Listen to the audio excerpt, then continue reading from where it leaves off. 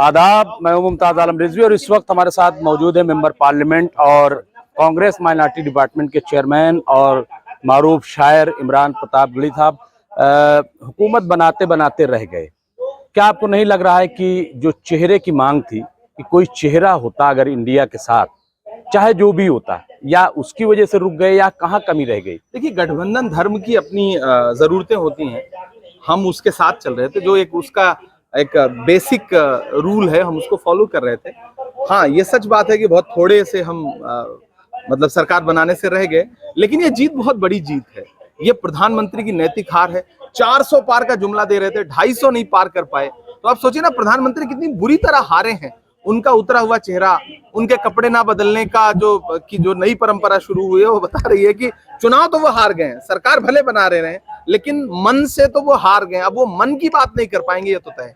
नहीं, तो हार गए। तो क्या आपको लग रहा है कि जो डिक्टेटरशिप, जो तानाशाही का माहौल था मुल्क में, उस पे ब्रेक लगेगा? अच्छी बात है कि आप मानते हैं कि तानाशाही का माहौल था। नहीं था, हम इस बात को मुसलसल कह आप रहे नहीं मानते? और हम तो कह रहे थे, चीख चीख करके कह रहे थे। आप मानने लगे, मीडिया मानने लगे, ये जरूरी है।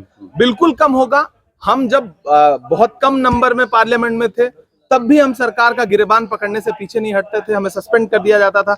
146 सांसद इस देश की पार्लियामेंट में हिस्ट्री में पहली बार सस्पेंड हुए थे। तो इतना करने के बावजूद, सारे हथकंडे अपनाने के बावजूद, अगर सरकार इस लेवल पर आ गई है कि उसे बैसाखी पर खड़ा होना पड़ रहा है, तो ये हार तो है और इससे उनकी तानाशाही में कमी आएगी। हम अब तानाशाही को आगे नहीं दिखने देंगे, हम चढ़ लेंगे, इसमें कोई दो राय नहीं। और आप देखिए इमरान साहब, हम न तो पीएम बनने जा रहे हैं, ना तो हम कहीं सीएम बनने जा रहे हैं। अब तो मोदी गवर्नमेंट में कैबिनेट लायक भी नहीं रहे। इसके बावजूद सारी सियासत जो है मुसलमानों पर रही।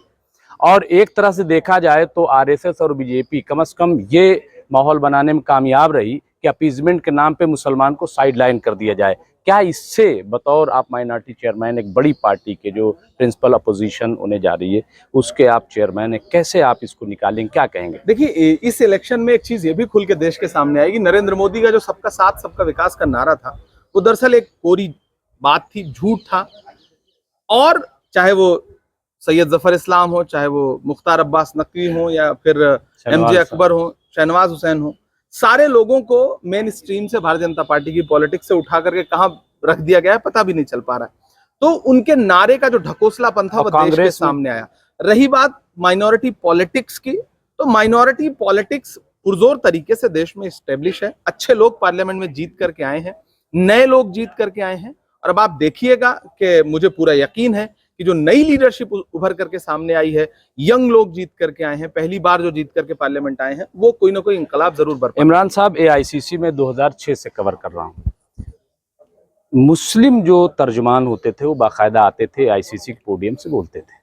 आप टीवी पे बहुत अच्छा बोलते हैं, आप रैलियों में बहुत अच्छा बोलते हैं, आपको कांग्रेसी भी पसंद करते हैं, आवाम भी पसंद करते हैं, लेकिन आप एआईसीसी के पोडियम पे नहीं आते। क्या वजह है? नहीं, पहली बात तो ये कि आप फिर गलत तरीके से देख रहे हैं।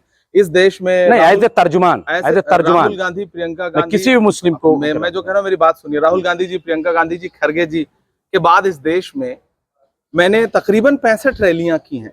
एआईसीसी के पोडियम की बात कर रहा हूँ, प्रेस कॉन्फ्रेंस की। एआईसीसी के पोडियम, प्रेस कॉन्फ्रेंस, हाँ, मतलब प्रेस कॉन्फ्रेंस जब जरूरत होगी, मुद्दे होंगे, मैं भी, मतलब 10 साल से आपको जरूरत महसूस नहीं हुई, सबको हटा दिया गया। पॉलिटिक्स में नहीं, आपकी बात नहीं कर रहा हूँ, मैं मुस्लिम कर रहा हूँ। नहीं, ऐसा नहीं है, लोग करते रहे, ऐसा नहीं है, ऐसा नहीं कि नहीं करते रहे। अगर जो नहीं करते रहे, मैं 3 साल से मेन स्ट्रीम में हूं, मैं माइनॉरिटी डिपार्टमेंट का नेशनल चेयरमैन हूं।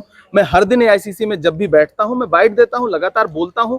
और एआईसीसी के पोडियम पे 10 बार हमारे प्रोग्राम होते हैं। आप फिर प्रोग्राम फिर देखिए, मैं प्रोग्राम की बात नहीं कर रहा हूँ, रैली की बात नहीं कर रहा हूँ, मैं कर रहा हूँ एआईसीसी पैनल में जो पर्सन का है, वही वो कहाँ है? 4 स्पोक पर्सन है, आते नहीं है। वो उनसे पूछे ना, क्यों नहीं आते हैं, उनकी कमी है। आप कहिए ना, क्यों नहीं जाते हैं? हम अब स्पोक्स पर्सन को ढूंढ करके मैं थोड़ी कहूंगा कि भैया आप क्यों नहीं आते।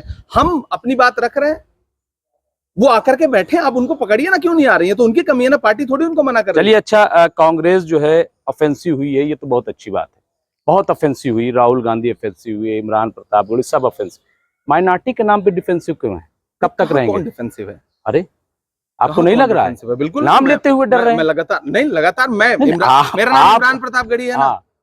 मैं लीडरशिप के साथ खड़ा हूं, लीडरशिप के पैरेलल जा करके देश भर में सभाएं कर रहा हूं। और क्या चाहते हैं आप? बात माइनॉरिटी नहीं कर रहे हैं। नहीं, क्यों नहीं कर रहे हैं? माइनॉरिटी के कौन सा इशू पे हम चुप रहे हैं, आप बताइए ना। मैं कहाँ नहीं पहुंचा हूं, मैं पर्सनल अपनी बात देखिए, कहूंगा। मणिपुर राहुल गांधी गए, मैं भी गया हूं। लेकिन यहाँ नूह तक नहीं जा पाए। मैं गया नहीं, हूं, आप मैं गए नासिर ना, जुनैद के राहुल परिवार- गांधी क्यों नहीं गए? राहुल गांधी जी भी जाएंगे, हमारी लीडरशिप गई ना, दीपेंद्र हुड्डा गए, भूपेंद्र हुड्डा गए, हमारा पीसीसी प्रेसिडेंट गया। ऐसा नहीं कि नहीं गए, बस ये है कि उसको बढ़ा चढ़ा करके देश के सामने पेश नहीं किया गया। बस ये हुआ। तो तो चलिए, वो- आइंदा इस चीज के बहरहाल नहीं, रखा हम जाए। लगातार लड़ रहे हैं, ऐसा नहीं कि नहीं लड़ रहे हैं। चलिए, बहुत बहुत बहुत सारी चीजों को उस तरह से मीडिया के सामने नहीं रखा जा रहा है। अच्छा, हो सकता है एहतियात, नहीं, हिकमत अमली। आप इसे जो भी समझे।